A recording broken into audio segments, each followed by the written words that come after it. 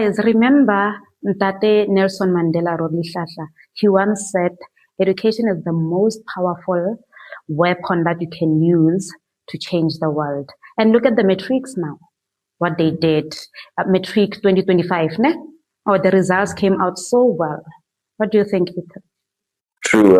Like you said, education is power, and I think it leads the way to alleviating a lot of problems that we have in the country, like poverty, and not just only poverty, but also having enough knowledge to also be able to tackle aspects in your own life. So, for example, one thing people like talking about in school is whenever we learn certain topics and then people say that they're useless. And I would never necessarily say that's the case, because just because you're learning something that you want to apply doesn't necessarily mean that it's useless. In the idea of where, whenever you're solving problems, even if they're not real world problems, you're still training your brain on how to solve problems. And that thinking that you use in order to solve those problems are also problems that are also methodologies, ideologies that you use to solve problems in your own life. So, for example, the reason why also why math in general, whether or not it's pure math or math lit, any type of math is very important because it comes down to breaking down certain problems and trying to solve them, and that you can also apply that in your life. It works everywhere. Mathematics work everywhere if you can take a very close look. Yes, guys, I totally agree with you. But you know what is the negative aspect of that? In 2014, there were about more than 1 million students who enrolled for grade 1.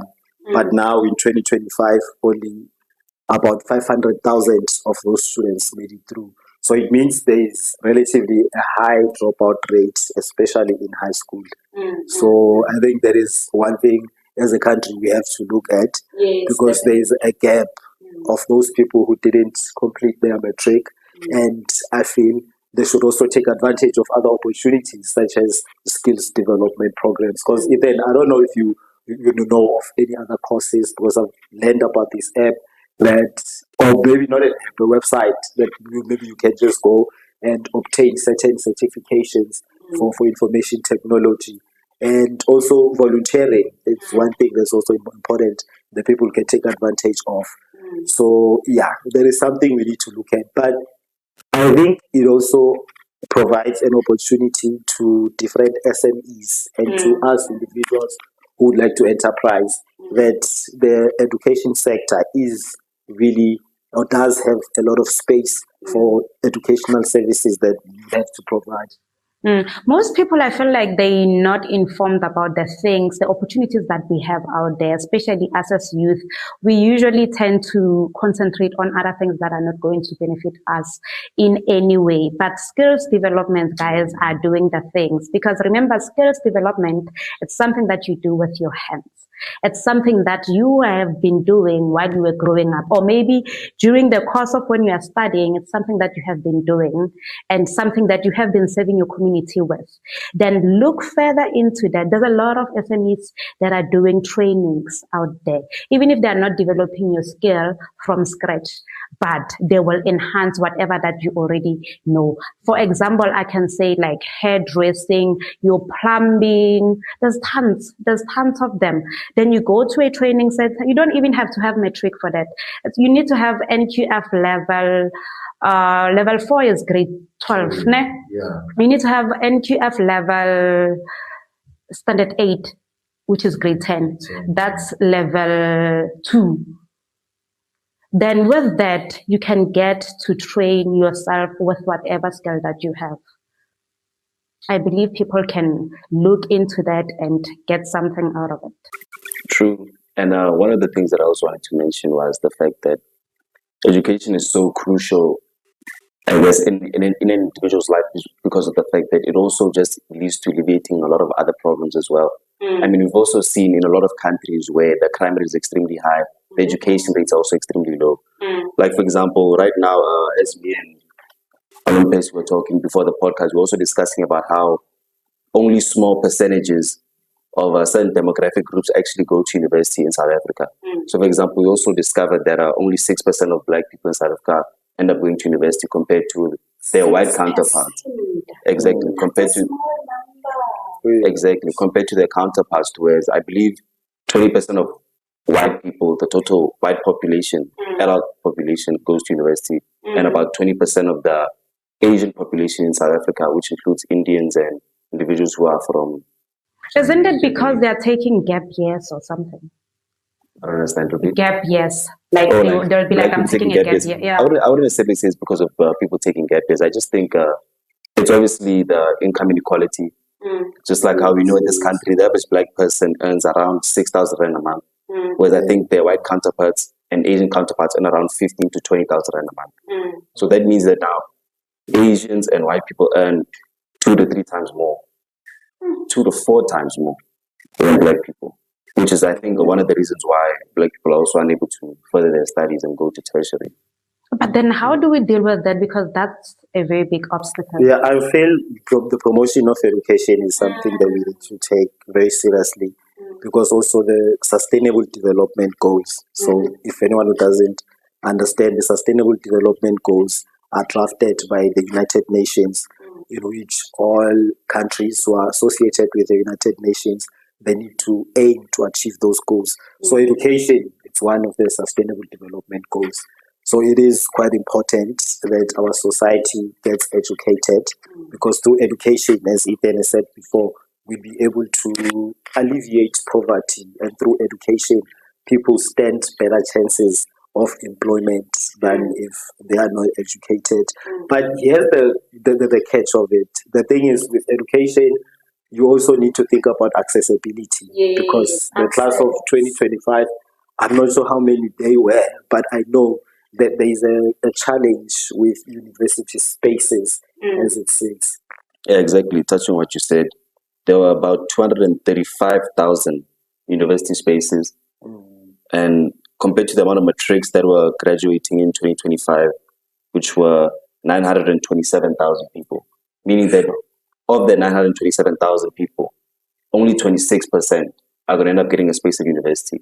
But that doesn't necessarily mean 26 of them as well, because that's also just taking those two numbers as well. We also need to account for the people in 2024 who didn't go to university, who are applying this year and back in 2023, and possibly even other adults who maybe want to change their life in the middle of it. Let's say someone in their 30s wants to go back to school. That's also someone who also falls into the statistic. So someone probably has, realistically, maybe a 15 to 20% chance of getting into university. You understand what I'm saying? So I get your point. But is it because of the educational system that we have in South Africa specifically, or is it because people are not passing as they're supposed to? There are many factors that contribute to that, and I would speak about maybe the high dropout rate in high school. We have a problem of teenage pregnancy in this country. There's a high rate of teenage pregnancy, so that also contributes to high school dropouts. And then we also have a high rate of poverty in certain rural areas. There are the rural areas where children have to walk about 2 hours to school and another 2 hours back home. So all that contributes to the high dropout rate in high schools. And then also just generally that motivation, that personal determination, and it's important for people to have, to know that, okay, this is what I'm striving to achieve. So all these factors, they come into play when it comes to the high dropout rate of matriculants. But as I always say, it's never too late for anyone to aim for something. It's never too late for anyone to aspire to accomplish anything, because there are also other schools where adults can actually go back to school and enroll for their matric if they feel like it. And then there are plenty of opportunities in entrepreneurship. It's just many a times, many of people, or some of our people, they do not maybe look in that avenue, because sometimes you also have to look at what we currently have, or the opportunities that we currently have. I know for a fact that my mom is a seamstress, so she sews for a living. So if I am someone who's unemployed and I'm looking for certain opportunities, maybe I can start at home and use the sewing machines and also be part of the textile industry. So I feel people need to also take stock of the opportunities that are available to them. What currently are you having right now? Definitely. And then work from there. Because there's a saying, that goes, if you see me standing tall, it's because I'm standing on the shoulders of the giants. Yeah. So we need to look at the giants in our own family and see how they were doing things, and then see how we can actually take that forward. I know of a number of young people who have repurposed their family businesses, to something big, to something better. Breaking the chain. That progresses. So I feel that's one thing we have to look at. You mentioned something about aspiring and being a giant. Now I saw this other guy, Ubabu Wongwe. Ubabu Wongwe is doing the thing. He's being like an inspiration to his kids. His kids are doing the things. They're going to Harvard School. The one who just passed right now with Matric 2025, he's also going to Harvard.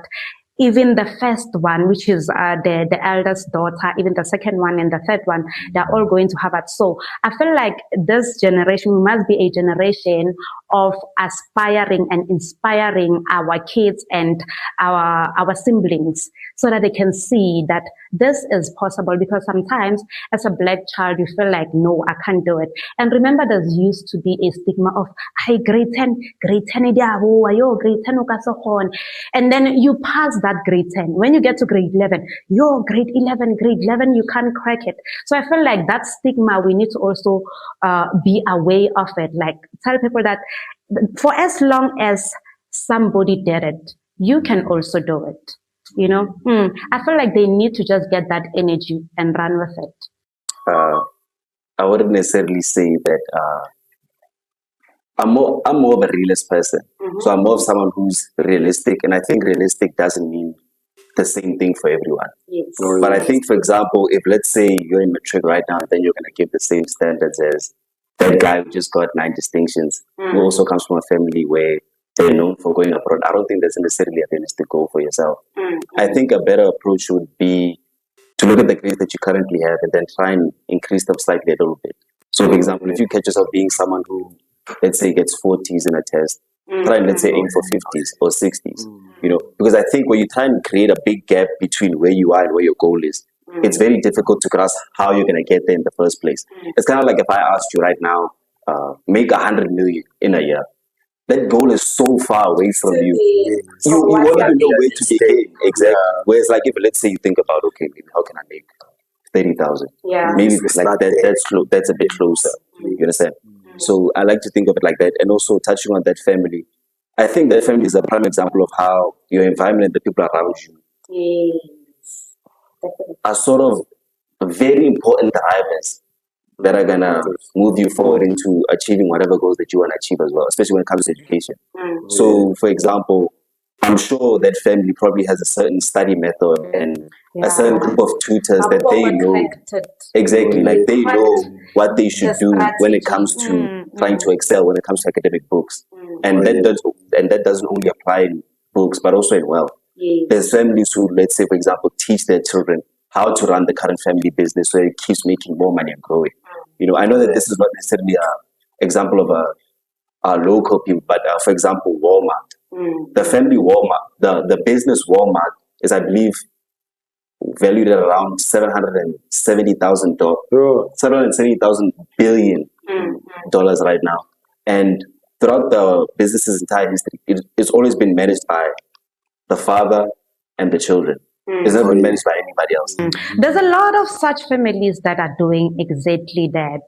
My point here is it's not easy to actually come up with a strategy and run with it and pass it on to the next generations, which is why I'm saying let us be that inspirational parents. Let us be like our generation in general. Let's teach our kids these things, that it's possible, even if it's not going to be like so and so or so and so, but it's possible. And it doesn't mean that because so and so did this, you can also do exactly that. Come up with your own, package it however you can package it. If you are aiming on getting 50K, like you were giving an example right now, let's focus on that 50K. Yes, so and so did billions, but we know we are being real. Yeah, being real is another thing that people are running away from. They're like, they want to be copycats. So and so did this, let me do it. And I like what you're saying about being real, because we also see it in career choices. Many students, they select career choices because my friend is also enrolled for this. Many students select careers because it sounds nice, or it's a good sounding word to be an actuary. I mean, actuarial scientist, and then you end up selecting that. Your mother wants to be a Yes. doctor. So with that, I feel it's quite important that as young people, they know how to select a certain career, because the career that you select, it really should be something that you know you'd be able to continue with. And then I'll give a few tips for how to select careers wisely. When one is selecting a career, you really have to look at your interests and your passions. You need to know, okay, what is it that I'm passionate about, and what is it that I have an interest? Because if you select a career because it sounds good, or because your friends have also selected it, later in life, because as we grow up, we become the people that we actually meant to be. So if you select a career based on popularity, you select a career based on its name or how it sounds, and then I feel you're putting yourself at a risk of dropping out in high school. So people need to consider their interests and their passions. What is it that you like? What is it that you have a passion on? That is one thing you need to consider when selecting a career. And then also look at the skills and the strengths that you already have. You know, if you, yes, if for example, you know, if then you are good with computers, you know, even in high school, even when you're at home, you always have an interest in working around computers and whatnot. So you need to look at those certain skills and the strengths that you already have before making any career selection. Because the mistake that I made when I was choosing my first career was that I thought accounting is cool. You know, I thought being a chartered accountant is the best thing. And there weren't so many chartered Working with accountants. money. Yeah, there weren't so many chartered Yeah. accountants back then in the country. So it didn't succeed. It didn't work out for me because it was not something I'm passionate about, and it was something which I didn't have much skill of finances and much skill of working with finances. And then also another tip that we need to consider when selecting a career, it is your values and priorities. What's important to you, it's different from what's important to me. What's important to Ethan is different from what's important to anybody else. So it's also important to look at what is important to you in life. Is taking care of the elderly important? Is making change in your society important? Is coming up with a certain invention important to you? So those are things that we have to look at. And then finally, it is the personality. You know, your personality also determines your career. And your character. Yes, and your character. But what I find interesting about Ethan is he's in IT, but his personality is very sociable. So yeah, there is something we also have to look at when you're selecting a career. Then is my personality suited for this type of a career? I know of many people who are in education. You find that they are very patient when it comes to teaching and dealing with young people. I know of people who are in the health sector, and you find that they are compassionate of the health and the wellness of other people, and then they also are not afraid, to experiment with whatever the healthcare industry might demand. Yes, so it's very much important to choose your career wisely. And then with the career choices, Wait, can I the go back? industry has changed so Can I go much. back to what you just said? Especially choosing a career that aligns with who you are as a person. I remember watching this other documentary about a certain lady. I don't remember exactly what it was about, but I remember that lady had to change her entire career from being a surgeon Yeah. after all the years of study because she realized that she doesn't like touching or looking at blood. Yes. Like no matter how much she pushed herself, like she pushed herself to like try and navigate out, like she just couldn't handle like touching blood, like cutting people open and stuff like that. Then eventually she just had to do a whole 360. You know? From scratch. Exactly. That is so true. That is so true. And then another thing with careers is they keep evolving. You know, when I was in metric, aspiring to become an accountant, and I didn't succeed in that, I ended up in communication, communication and marketing. And communication and marketing has changed from what it used to be back in the days, because now there are a new area in communication and marketing, which is basically digital marketing, like we're doing right now, creating content, influencer marketing, and then also being able to market or have different communication campaigns, running online public relations, uh, creating websites, and all of that. So even the careers or the job market or the career demands, they do change over time. So I feel it is something that people must also be cognizant of. But again, I feel like people sometimes get to be motivated by something. Like when you are motivated by the salary that you're going to get when you are doing that. Though again, there's a fine line there because some people, they tend not to do exactly what they were supposed to do. For example, when you're working in a hospital as a nurse, because you thought or you heard that nursing, it pays more than whatever maybe you are passionate about. But then you end up not treating people well in the hospital. You see, that's not fine. That's not good for the community and for the society. What do you guys think about it? Exactly. I mean, choosing a career solely based on salary is not necessarily the most ideal way to move on. It should be more a piece of the pie than the whole pie. Because obviously you also don't want to work a job that you love, but it's only paying you 500 rand a month.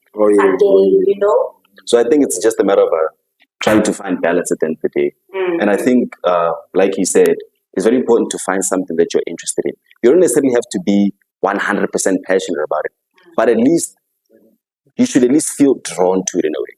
Or there's not too much friction, or you don't need to use too much willpower in order to engage with those topics at hand. I kind of like comparing choosing a career to also choosing a life partner.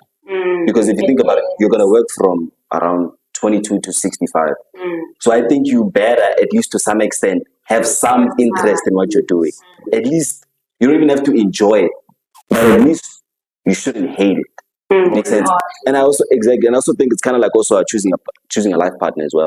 Because I think when you're choosing a life partner, I don't necessarily think just looking at looks and money is the best way to go about it. I think you also need to look at, do I have an interest in this person? Do I like this person? How do I feel when I'm around this person? Exactly. Same thing with the job. How do you feel when you're at work? Do you always feel drained, or do you at least like the people in the work environment? Do you at least like the work you're doing? When it's Friday, you are celebrating, but when Monday is tomorrow, it's headache. Yes. That is so true. So I don't know, with you younger guys, you might know or you might have an idea of careers in demand in recent years because today the industries do change. But again, I feel like that also is what leads to people choosing careers because of what the career is going to pay them. Because now we get to look at the top 10 of what are the most top careers that you can go for right now. And then you're like, okay, I'm going to go for this number one. Obviously, there's reasons why is it number one, you see? But again, lucky enough, if that's what your passion is about, then kudos to you. So obviously, going through the list, we can just talk about the top 3 quickly. So right now, the top 3 most in-demand jobs in South Africa are software development and IT professionals, data scientists and data analytics, and also registered nurses and healthcare workers. We were still talking about that right now, the nurses and everything. And then I also hear a lot of career cybersecurity. There is something that didn't exist when I was enrolled at varsity. Yeah, as you can see, the top 2 are actually tech jobs. Which show that obviously tech being the most growing sector in the world. So yeah. And then what about renewable energy and environmental preservation? Because since we're having things such as your global warming and all these other factors, climate change and everything else. So what do you think about careers in renewable energy and the environment? I mean, true. As I can see on the list here, they are here in the top 10, but they're around number 10. So they're not necessarily the most in demand, but at least they are one of the most in demand jobs in the nation. So I think that if you actually have connections and are also studying something related to that topic, I don't think that you're in a bad position as well. I think as long as your career is among the top 10 here, then I think that you should be fine. So I think continuing the list, obviously the top 3 were software development and IT professionals, data scientists and data analytics, registered nurses and healthcare workers. From number 4 to number 6 is skilled traders, not skilled traders, skilled tradesmen. So that's referring to electricians, plumbers, and welders. Yeah. Do you know that hairdressing is part of that, guys? Skilled trade. Yes, you have to have a trade test for you to be able to trade as a hairdresser. Like hairdressers in the ladies who Yes, braid hair. isn't it? You guys are taking that as a hobby and everything, I but you wouldn't say have it's a hobby. I think it's a real job. yes. But So you I have don't to think have it a falls under- trade does it fall under test. trade? Yes, it falls under trade. So you have to have a trade test. You do it with one of the CETAs in South Africa, to be specifically. You have to get a trade test for you to qualify as a hairdresser. So do you get like a license? A license, yes. Oh, yeah. So you can't just open up your own salon. You can, but formally, if you want to do things formally, then you have to get that trade test. So it's one of them. Okay. Oh yeah, Oh, wow, I didn't know. think there's a huge gap for skills development. skills Yes, because looking at the dynamics of matriculants or people who actually make it through matric or in high school, that is where you're going to learn. That most of us are not necessarily going to end in university. No. Some of us can take advantage of the skills development programs that are available and then start enterprising or start our own companies or businesses, because that's another important aspect of growing the economy in South Africa and also reducing unemployment is if people are going to aspire to become entrepreneurs. I read on CNN News an article about a certain lady whom applied for a job at an airline, but she was declined because of her height. And you know what Oh, she did? She yes, didn't yes, your get physique. discouraged by that. She ended up starting her own airline company. So That's I feel sometimes as people we need to have those wildest dreams. Sometimes as people we need to dream big, because maybe you might be telling yourself, I'm looking for a job and I can't find a job, but only to find that if you were to start an enterprise or some form of a business, you are going to thrive in that. So people really need to start experimenting. People need to start getting out of your comfort zone and then not being afraid of starting something that doesn't exist. Because fear is a building block. It really is. Yeah, it really is. And I feel a lot of people are not unleashing their full potential, and a lot of people end up settling for less. Why? Because we are fearful. We fear if I start this business, will I get clients? We are fearful that we are fearful if I'm going to start this podcast now, will people watch? Will I get subscribers? Will I get numbers? So it is fear that really sometimes it limits a lot of people from achieving whatever they can in life.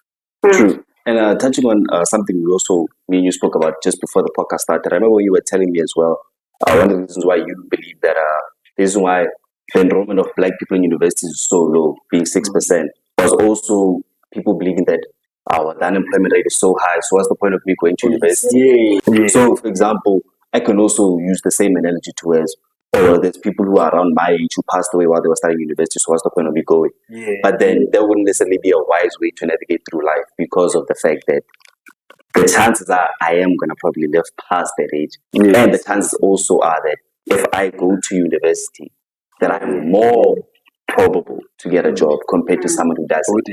Yeah. Exactly. So it's all about probabilities. It's never about 100% certainty at the end of the day. And then, Percy, you mentioned something about experience. There's another way of actually getting to be qualified without you having to go to college or university. It's called RPL. Can you please look it up for me? It's an RPL. It's whereby if you have an experience of something that you've been doing for years, but you're not qualified, there are these institutions whereby they can get you a qualification. You just have to give them proof that I've been doing this for so much time, and then this is what I've gathered, and then they check. Then you get to do the practicals with them so that they can prove that you've been doing that. And then they give you prior learning. Yes, recognition, prior learning. Thank you. There it goes. RPL. Most people don't know about RPL. I can read a brief description about Okay, it. So RPL, recognition of prior learning, is a process to formally assess and acknowledge skills, knowledge, and experience gained outside traditional schooling through work or life for access to qualifications, credits, or professional certification. You see, so you don't really have to go to the colleges. For those of us, obviously, you can't just finish your matric and just stay home and not do something or not do anything. Probably there's something that you have been doing, but you're not qualified. on that thing. And then there's opportunities. In South Africa, we believe so much in qualifications. You can still go to the institution, get yourself a certificate through RPL, and then you're qualified. Yeah, and I think that's a good alternative for a lot of people who can't afford to go to university. And it's actually free. Exactly, and also speaking about the colleges are also extremely expensive. They're even way more expensive than university. Yeah. So I Yeah. think that does provide our viewers with a great alternative to use if they are unable to go the tertiary route. Yeah, it's broad.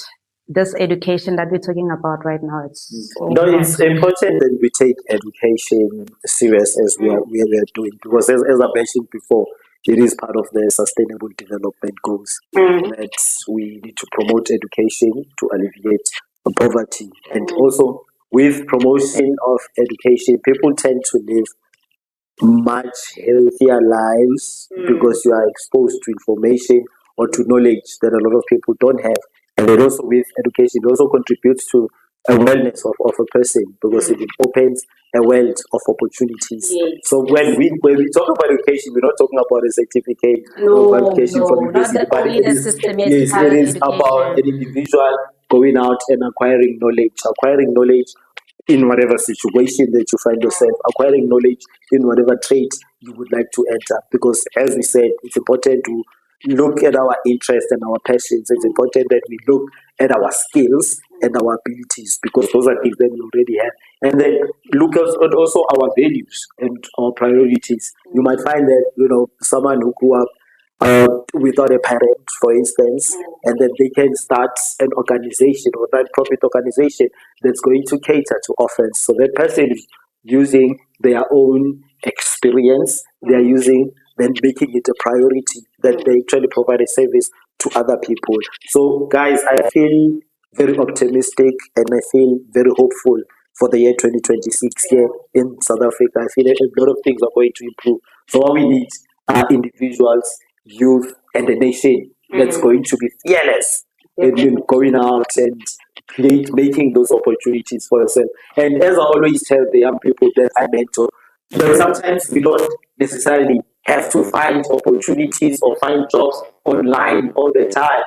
Sometimes you should just wake up in the morning, be presentable, and then go out and show up in different spaces where you find yourself, and then knock at those doors, ask for opportunities. You might never know what you're going to find. And yeah, I really think that it's important that we don't only rely on internet to bring us information and to bring us opportunities, but we also need to go out there and create our own opportunities. And then also the whole thing with maybe if then you have a business idea, maybe you need to pitch at Vodacom or propose at some large company. And then you're thinking, hey, who am I to go there? Who am I to do that? Like, I really want to challenge you to make big moves, take bold steps, be fearless in taking bold steps. Pick up that phone, make that call to that company, show up and make a proposition to that organization. You might never know what's going to turn out of that. Definitely. But again, I feel like going out to universities and colleges, it also gets to assist with building confidence in your social life and all that, because that's when you get to be out of the box now. You are able to talk to people around. Sometimes you get to be stagnant and go like wearing walk clubs all the time. But there will be that one mate of yours who will just go like, hey, Mona, we are here. Let's do these things how they're supposed to be done. True. And touching on what you said as well, university is a big aspect of life, not only for the education aspect, but also for building a relationship with yourself and others. Yes. I think when you're in university, I think that's when you get a glimpse of the person that you actually are. Because I think when you're still young and you're always guided by your family members, you never necessarily get a grasp of who you truly are until you actually leave the house and you actually now have somewhat full control of what you get to do with your life. You are out in the wild. Exactly. So like now it's like when you go to class, that's up to you. No teachers are begging you to go. Your parents are begging you to go. It's all up to you showing whether or not you're responsible or not. I feel like most of the dropouts also come out of discipline. People are not disciplined enough to wake up. They're like, it's up to me where I want to go or not.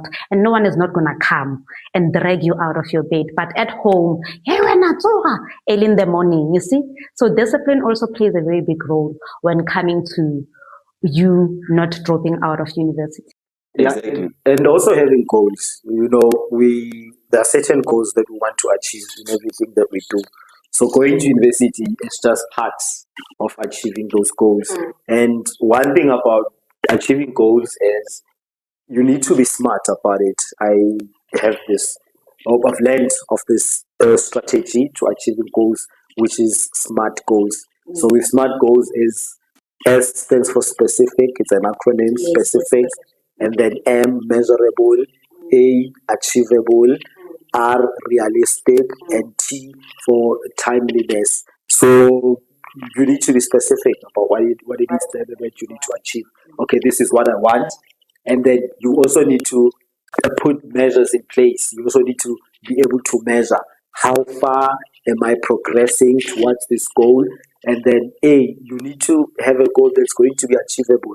And I know I always say people, let's dream boldly, let's dream widely. But when we're breaking it down to goals, it needs to be something that we're able to achieve. To say, okay, fine, we want to have the biggest podcast in Africa, for instance, but then we have to be specific. What exactly are we talking about on your podcast? We are providing insight, we are providing inspiration. That is being specific, and then be measurable is something like, okay, how many podcasts can we actually create in order for us to become the brand that we want to become? So that is when our goal becomes measurable. Okay, we're like, okay, guys, let's just commit to at least having one podcast a week. And then achievable. Is it achievable that we can become the biggest podcast in Africa? I don't see anything that's stopping us. No. Because the information that we provide, I feel the citizens, the nation, the entire continent of Africa needs to get. So that is achievable. And then realistic. Hell yeah, this is realistic because we have the resources and then we have the faces of the podcast. So that is realistic. And then timely, we also need to time ourselves that we evaluate our progress. Where are we going to be after 12 months of doing this podcast? And then where are we going to be after 24 months and 36 months of doing this podcast? So it's important to have SMART goals because what disturbs a person's motivation is they are not aligned with their goals. Or maybe sometimes they do have goals, but they are just unsure or they are unaware how they're going to approach achieving those goals. So that's what I always share with young people. And this is a strategy that's been used, over many years and over generations. And it is actually working. That you set yourself SMART goals, be specific, be measurable in your goals, be realistic, achievable, and as well as timely. Exactly. And I think the most important aspect that you mentioned was whether or not it's measurable and also whether or not it's realistic. Because I think as well, I know I spoke about this before, but I guess improving on my point is I think having a realistic goal is not necessarily you putting yourself down.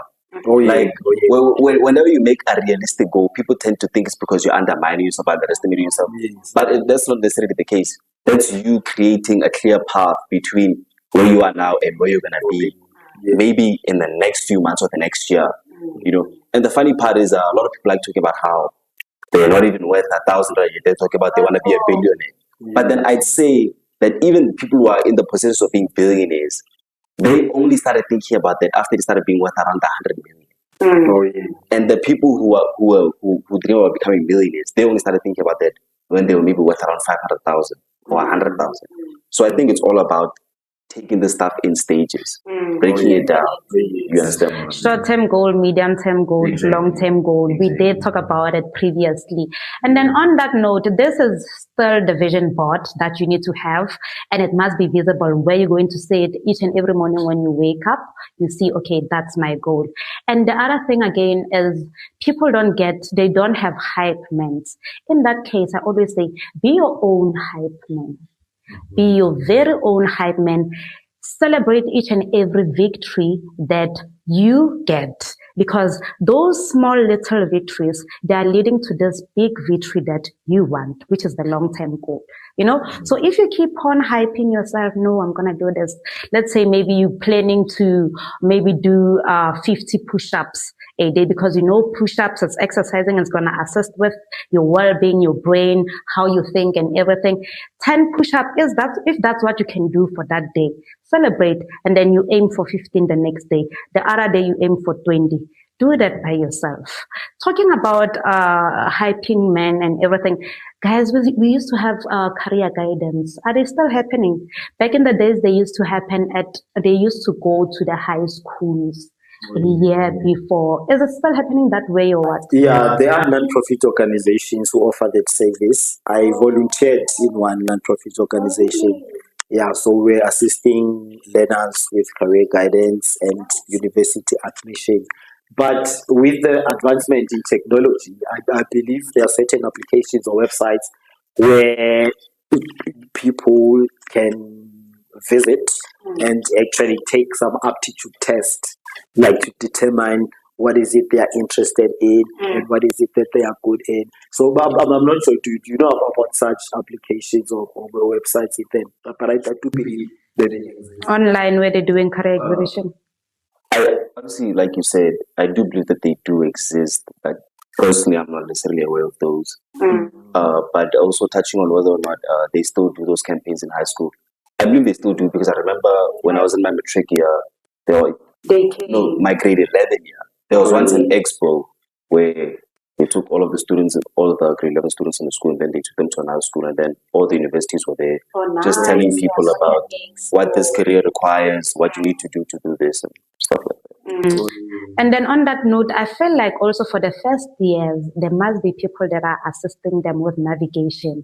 Guys, I struggled when I was starting at university. I struggled because I really didn't understand what is it that I was doing. Yes, I chose what I was doing, but again, it wasn't easy for me to navigate. So I feel like these universities also have to invest in that, having specific people that are assisting the first years to navigate the things that they do, or not even their careers specifically, but also the campus in everything, the races and stuff like that, because these kids, they get to be so overwhelmed. True. I'd say at my university, there were a group of people who were assisting us and helping us navigate around. So I do think our universities do take that into consideration. And I think a different story. Yeah, and I think obviously a part of it as well is just about building character.